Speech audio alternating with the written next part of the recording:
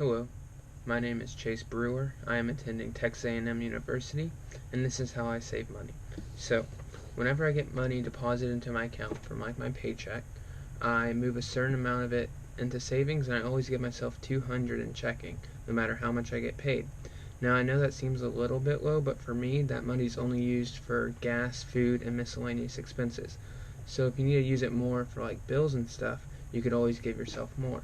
But the way that I save is, so say I get that 500 deposit, then in this case, I move 300 out. And so I have 200 left in checking. And so here's the savings version.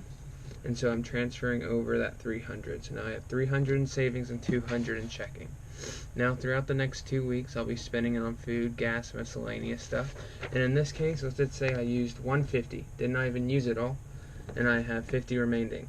Now, when I get that 500 deposit, I have 550, which means I'm moving a transfer of 350 over into savings, so I have the remainder of 200 again.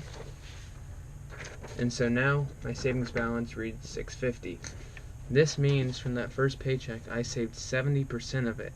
Now, I know it might be harder if you do have other expenses that you have to pay besides food and gas, but the thing is, I keep notifications on, so I'm constantly knowing how much money I have in my checking, and you can do that with no matter how much you have.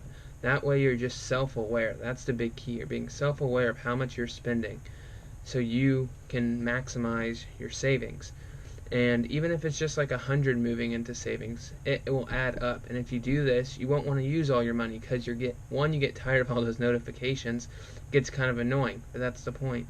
You won't spend it, and then that moves over, and then that extra that moves over at the end of every paycheck, that's what adds up. Because initially I moved over 60%, but I saved that extra 10% because I didn't want to spend it. And one, I was just self-aware that I only had 50 bucks left. And so you just don't go out that extra time that week. You like stay home, enjoy, like try to save as much money as possible. And that's a big thing in college. You gotta like maximize your money. So yep, that's how I save money.